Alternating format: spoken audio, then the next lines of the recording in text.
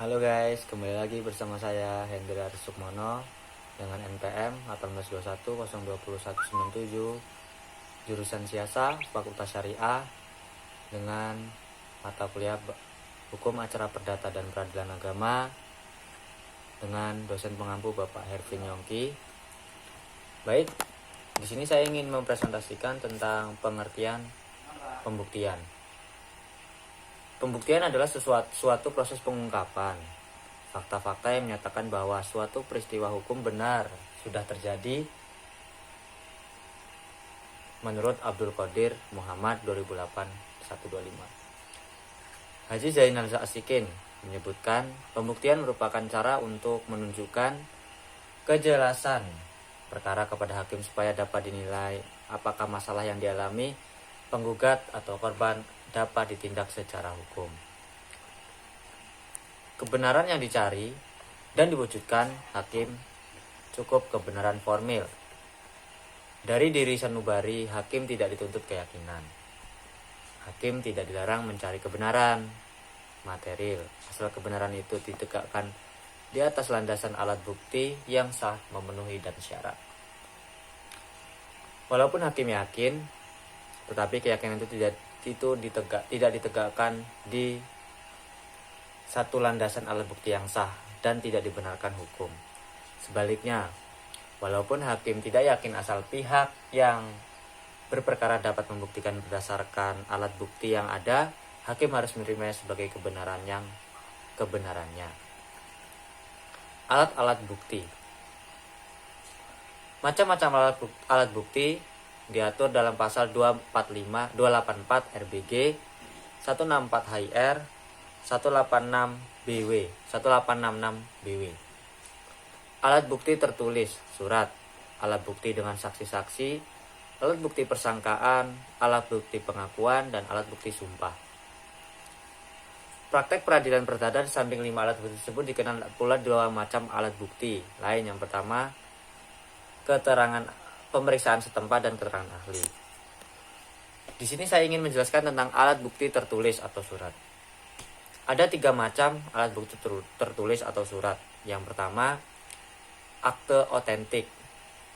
Akte adalah suatu tulisan yang dibuat dengan sengaja untuk dijadikan bukti tentang suatu peristiwa yang ditandatangani oleh pembuatnya.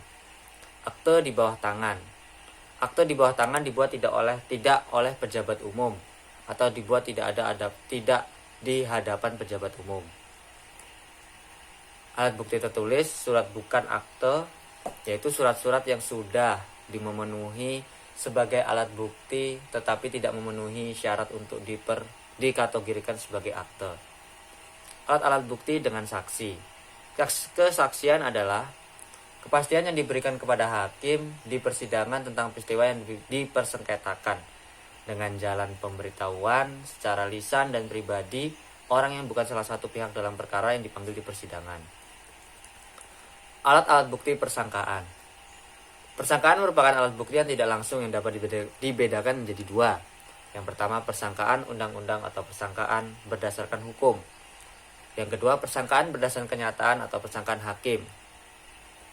Alat-alat bukti pengakuan.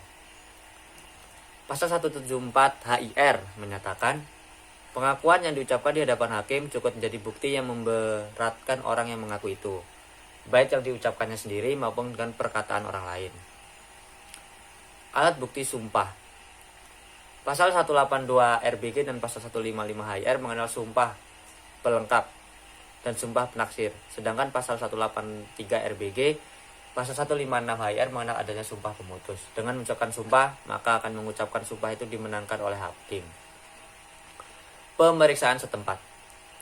Pemeriksaan setempat mendapat dasarnya pada pasal 180 RBG, menentukan ketua jika dipandangnya perlu atau bermanfaat dapat mengangkat 1 atau 2 orang komisiaris untuk dengan dibantu oleh penitra mengadakan pemeriksaan di tempat agar mendapat tambahan keterangan.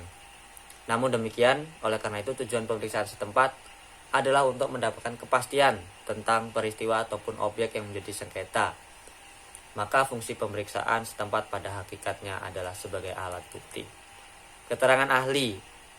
Pasal 181 RBG menentukan jika pengadilan negeri berpendapat bahwa persoalannya dapat diungkapkan dengan pemeriksaan oleh seorang ahli, maka ia atas permohonan para pihak dapat mengangkat ahli atau mengangkatnya karena jabatan. Namun demikian, hakim tidak diwajibkan untuk menuruti pendapat ahli tersebut. Sekian dari presentasi saya.